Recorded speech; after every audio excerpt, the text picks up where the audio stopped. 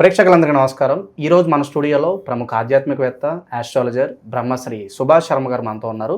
Present అయితే బంగారపు ధరలు కొండెక్కి కూర్చున్నాయి. మరి బంగారపు ధరలు ఫ్యూచర్లో ఎప్పుడు తగ్గుముఖం పడతాయి, మరి ప్రజలు ఏ విధంగా ఉండాలి, సో పూర్తి విషయాలు గురుగారిని అడిగి తెలుసుకుందాం. నమస్కారం గురుగారు. శ్రీమాత్రే. గురుగారు, బంగారం ఇష్టపడిన వాళ్ళంటూ ఎవరు ఉండరు. అందరూ కూడా సాధారణంగా వాళ్ళ వంటి మీద ఎంతో కొంత బంగారం ధరించాలి అనే ఆసక్తితో ఉంటూ ఉంటారు. ఒకప్పుడు బంగారం బాగానే కొనేవాళ్ళు. ఇప్పుడు రీసెంట్గా మన ధరలు చూసుకున్నట్టయితే ₹1,00,000 వరకు టచ్ అయింది. మిడిల్ క్లాస్ పర్సన్స్ ఎవరు కూడా బంగారం కొనే స్తోమత అయితే ఇప్పుడు కనిపించట్లేదు. మరి రాబోయే రోజుల్లో ఈ ధరలు ఎంతవరకు వెళ్తాయి, మళ్ళీ తగ్గుముఖం పట్టడానికి ఎంత సమయం పట్టొచ్చు, ప్రజెంట్ ఉన్న పరిస్థితుల్లో బంగారం కాకుండా దేని మీద ఈ మిడిల్ క్లాస్ పీపుల్ ఇన్వెస్ట్మెంట్ చేసుకుంటే బాగుంటుంది అంటారు గురుగారు? చాలా మంచి ప్రశ్న అండి, తప్పకుండా తెలియజేస్తాను. ముందుగా ప్రేక్షకులందరికీ శ్రీమాత్రే నమః, శ్రీ గురుభ్యో నమః. నమస్తే అస్తు మహామాయే శ్రీపీఠే సురపూజితే శంఖచక్ర గదాహస్తై మహాలక్ష్మీ నమోస్తుతే. ఇక్కడ బంగారము అన్నదానికి ఏంటి అంటే అర్థము, ఈ బంగారము అనేటటువంటిది మనిషికి అలంకరణ వస్తువుతో పాటు గౌరవ మర్యాదలను పెంచేటటువంటి అలంకరణ వస్తువు అని కూడా చెప్పుకోవచ్చు. మనం గతంలో చూసుకుంటే గనక బంగారపు ధరలు ఎంత పెరిగినా బంగారం వ్యవస్థ నడుస్తూనే ఉంటుంది. కొన్ని వాటికి బంగారం అనేటటువంటి తప్పనిసరైనటువంటి రీజన్స్ చాలా ఉన్నాయి. పెళ్ళిళ్ళకు కానివ్వండి, శుభకార్యాలకు కానివ్వండి, కొన్ని కార్యక్రమాలకు బంగారం లేకపోతే నడవదు అన్నదానికి తప్పనిసరిగా మార్కెట్లో బంగారం అనేటటువంటిది ఎప్పటికప్పుడు నడుస్తూనే ఉంటుంది. కాకపోతే ఏంటి అంటే మధ్యతరగతి వాళ్ళు కొనడం అనేటువంటి చాలా కష్టతరం అయిపోయినటువంటి సిచ్యువేషన్ చాలా మట్టుకు ఏర్పడ్డాయి. చాలామంది బంగారము కొనలేక బ్యాంకులో తాకట్టు పెట్టుకున్నటువంటి లక్షణాలు కూడా చాలా మట్టుకు పెరిగిపోతూ వస్తున్నాయి. ఇప్పుడు ఏంటి అంటే కనుక ఇప్పుడున్నటువంటి ప్రస్తుత కాలంలో బంగారం ఎంత పెరిగినా కొనేవాళ్ళు కూడా అదే రకంగా పెరుగుతూ వస్తున్నారు తప్ప ఎక్కడా కూడా తగ్గడం లేదు. బంగారం పెరిగింది అని చెప్పేసి ఎవరు కూడా కొనకుండా ఆగిపోయేటటువంటి సిచ్యువేషన్స్ అయితే ఎక్కడా కనిపించట్లేదు. అది ఎంత పెరిగినా కొనేవాళ్ళు కొంటూనే ఉంటున్నారు, అమ్మేవాళ్ళు అమ్ముతూనే ఉంటున్నారు, తాకట్టు పెట్టుకునే వాళ్ళు తాకట్టు పెట్టుకుంటూనే ఉంటున్నారు. నేను గతంలో అంటే పోయిన సంవత్సరము ఈ క్రోధినామ సంవత్సరంలోనే చెప్పాను ఏంటి అంటే బంగారపు ధరలు ఆకాశానికి అంటొస్తాయి. కాబట్టి బంగారం మీద ఇన్వెస్ట్మెంట్ పెట్టండి, దాన్ని మీరు సంవత్సరం తిరిగే లోపల మీరు పెట్టినటువంటి దానికి డబుల్ అవుతుంది అని చెప్పాను. గత క్రోధినామ సంవత్సరంలో చెప్పినప్పుడు బంగారపు ధర 60,000 62,000 ఉన్నటువంటి ధర ఈ రోజున ₹1,00,000 అయ్యింది. అంటే ఆల్మోస్ట్ 50% పెరిగిపోయి 40% పెరిగిపోయింది అని అనుకున్నప్పుడు అప్పుడు కొన్నవాళ్ళు ఇప్పుడు చాలా మటుకు చాలా హ్యాపీగా ఉన్నారు. మళ్ళీ ఈ బంగారపు ధర ఇంకా భవిష్యత్తులో పెరిగే అవకాశమే తప్ప తరిగే అవకాశం కనిపించదు. ఎప్పుడైనా దాదాపుగా ఈ సంవత్సరం అయితే గనక చూసుకుంటే 1,10,000 వరకు, అంటే ఇంకొక 10,000 దగ్గరికి వెళ్ళి ఆగిపోయేటటువంటి అవకాశాలు ఉంటాయి. ఇక అంతకు మించి పెరిగేటటువంటి అవకాశాలు చాలా తక్కువగా కనిపిస్తున్నాయి. మ్యాక్సిమం ఈ సంవత్సరం 1,10,000 వరకు అయ్యేటటువంటి అవకాశాలు కనిపిస్తున్నాయి. కాబట్టి ఎవరైనా ఇన్వెస్ట్మెంట్ పెట్టాలి అంటే బంగారం మీద ఎప్పుడు పెట్టినా మీ దగ్గర డబ్బు ఉన్నట్టే. డబ్బు ఉంటే ఖర్చు అయిపోవడమో లేదా ఏదో విచ్చలవిడిగా ఏదో వస్తువులు కొనుక్కోవడం అవుతుంది. అదే డబ్బుని మీరు బంగారం మీద ఇన్వెస్ట్మెంట్ పెడితే మీ బ్యాంకులో ఎప్పటికీ డబ్బులు ఉన్నటువంటి విధంగానే ఉంటుంది.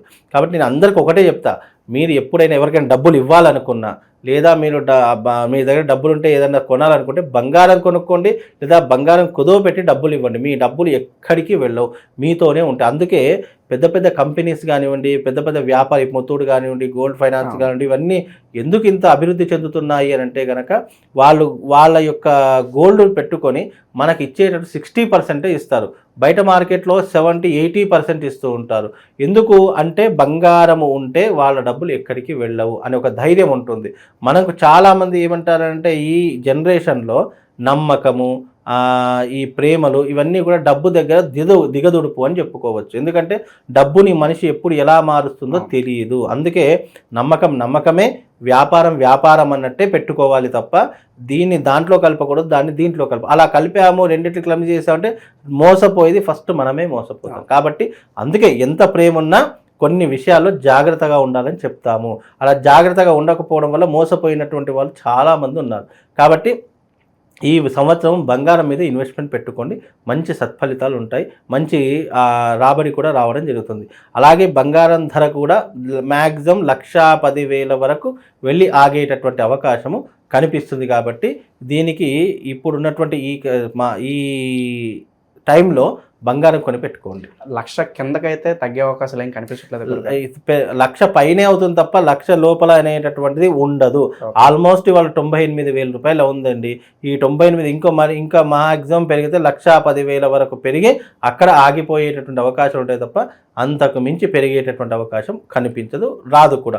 ఒకవేళ పెరగాలి అంటే మళ్ళీ నెక్స్ట్ ఇయర్ ఆ పంచాంగ ప్రకారము ఆ యొక్క గ్రహస్థానాన్ని బట్టి మళ్ళీ బంగారం, ఎందుకంటే అకార్డింగ్ టు ఆస్ట్రాలజీ బంగారం పెరుగుతుందా లేదా, దేని మీద ఇన్వెస్ట్మెంట్ పెట్టాలి అనేటటువంటిది మనకు జ్యోతిష్యంలో క్లియర్ కట్గా ఉగాది పంచాంగ సంవత్సర ఫలితాల్లోనే ఇవ్వడం జరుగుతుంది.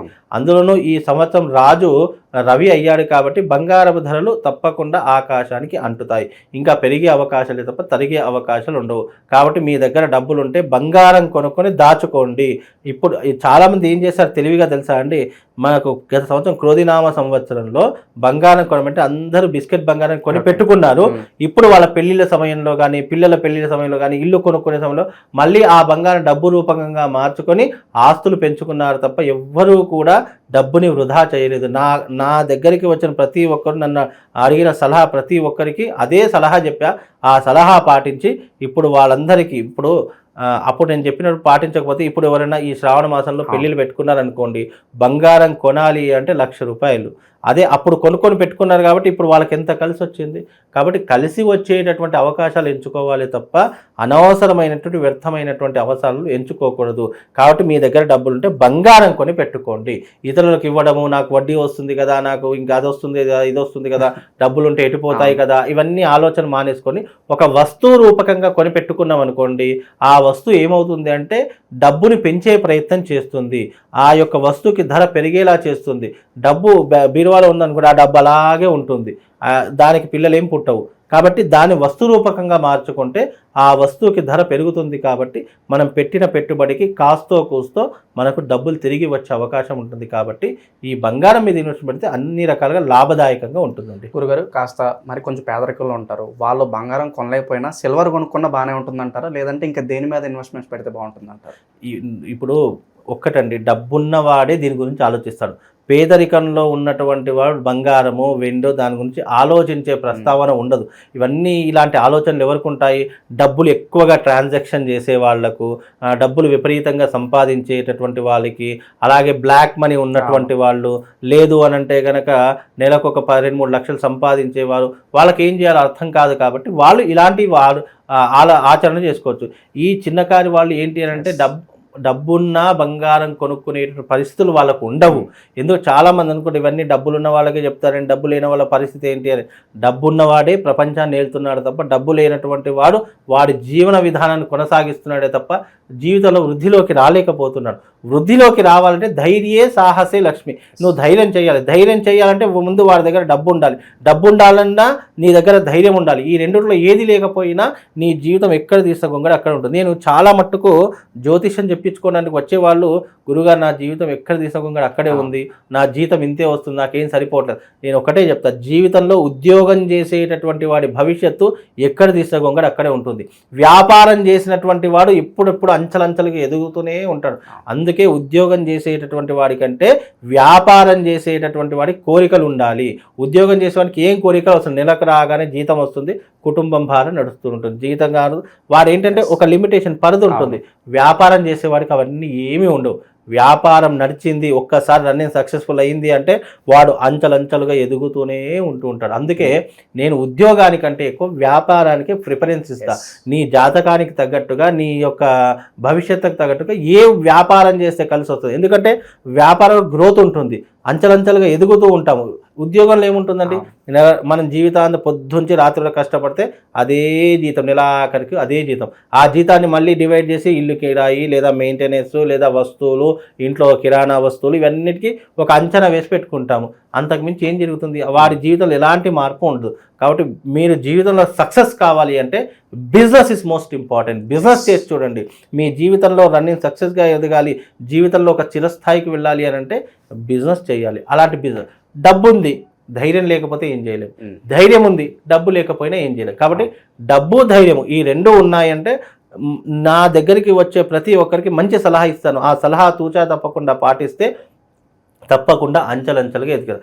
దేనిలో ఇన్వెస్ట్మెంట్ పెట్టాలి, ఎందులో ఇన్వెస్ట్మెంట్ పెట్టాలి, ఏ దాంట్లో ఇన్వెస్ట్మెంట్ పెడితే నీకు సంవత్సరానికో 2 సంవత్సరాలకో లేదా 5 సంవత్సరాలకో నీకు ఎంత ఇన్కమ్ వస్తుంది అనేటటువంటిది తప్పకుండా నేను చెప్పింది ఆచరిస్తే వాళ్ళ రన్నింగ్ సక్సెస్ఫుల్గా ఉంటుంది, జీవితంలో అభివృద్ధి అనేటటువంటిది కనిపిస్తుంది. మంచి పాయింట్ చెప్పారు గురువు. అయితే ఇప్పుడు మనం పేదవాళ్ళ గురించి అలాగే మధ్యతరగతి వాళ్ళ గురించి మాట్లాడదాం. ఇప్పుడు చాలా వరకు బంగారం కొనాలంటే డబ్బు కావాలి, లక్ష్మీదేవి అనుగ్రహం ఉండాలి. అలాగే ఏదో సందర్భంలో బంగారం తాకట్టు పెట్టేసి మళ్ళీ ఆ బంగారం తిరిగి తెచ్చుకోకుండా ఇబ్బంది పడుతూ ఉంటారు, ఆ డబ్బు ఉండదు. వీళ్ళ కోసం మంచి రెమెడీ అది ఉంటే చెప్పండి గురుగారు.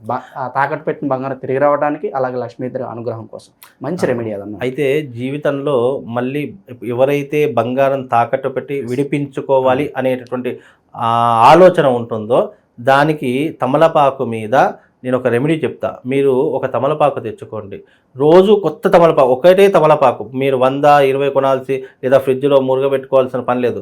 రోజుకు ఒక తమలపాకు తెచ్చుకోండి, లేదా మీ ఇంట్లో తమలపాకు తీగుంటే తమలపాకు తెంపుకోండి. తమలపాకు తెంపుకొని దాని మీద ఓం శ్రీం హ్రీం క్లీం శ్రీ మహాలక్ష్మీ నమః మమ ఆగతం కురుకురు స్వాహ అనేటటువంటి మంత్రాన్ని రాయండి.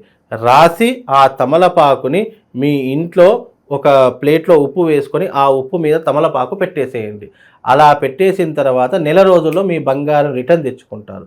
ఆ తెచ్చుకున్న బంగారం మళ్ళీ ఏం చేయాలి, ఉప్పుతో కడిగేయాలి, లేదా కాస్త ఉప్పులో ముంచి ఆ బంగారాన్ని తీసి మళ్ళీ యథావిధిగా మీ దాంట్లో పెట్టుకోవాలి. మళ్ళీ ఆ బంగారం తాకట్టు పెట్టాల్సిన పని మీకు ఉండదు. కాబట్టి ఈ ప్రయత్నం చేయండి, తప్పకుండా బంగారం తిరిగి వస్తుంది, మళ్ళీ బంగారం తాకట్టు పెట్టాల్సిన అవసరం మీకు ఏర్పడదు. ఇక్కడ ఉప్పుతో కడగడం వల్ల ఏంటి గురుగారు, దానికున్న చెడును మనం తీసేస్తున్నామా లేదంటే ఏదన్నా? ఉప్పుతో కడగమంటే చాలామంది మళ్ళీ కిలోలు ఉప్పులు చేసి కడగడం అలాంటివి కాదు. ఉప్పుతో కడగమంటే ఒక చిటికెడు ఉప్పు నీళ్ళల్లో వేసుకొని ఆ నీళ్ళల్లో ఆ బంగారాన్ని కడిగేసి మంచిగా శుభ్రపరచుకొని మళ్ళీ మీ యొక్క బ్యాంక్ లాకర్లో కానీ మీ బీరువాలో కానీ పెట్టుకునే ప్రయత్నం చేయండి. అలా ఉప్పుతో కడగమన్నాం కదా అని చెప్పి దాన్ని ఉప్పుతో రాకమనుకోండి, బంగారం అంతా అరిగిపోతుంది, తొందరగా అరిగిపోతుంది. అలా కాదు, చిటికెడు ఉప్పు నీళ్ళల్లో వేసుకొని ఆ నీళ్ళల్లో ఈ బంగారాన్ని కడుక్కోమని చెప్తారు. ఎప్పుడైతే బంగారం మనం బయటకెళ్ళి తెచ్చి ఉప్పులో కడుగుతామో అప్పుడు ఆ బంగారానికి ఉన్నటువంటి దారిద్ర్యం తొలగిపోయి మళ్ళీ తాకట్టు పెట్టాల్సిన అవసరము మనకు ఏర్పడదు. అందుకే ఈ పద్ధతిని చేసుకుంటే వాళ్ళకు శుభం లాభం కలుగుతుంది. చాలా బాగా వివరించారు గురుగారు. ప్రజెంట్ ఉన్న పంచాంగ శ్రవణం ప్రకారం రాబోయే రోజుల్లో బంగారపు ధరలు ఏ మేరకు వెళ్ళొచ్చు, అలాగే తాకట్టు పెట్టిన బంగారం తిరిగి తెచ్చుకోవడానికి అద్భుతమైన రెమెడీ మా కోసం తెలియజేశారు. ధన్యవాదాలు గురుగారు.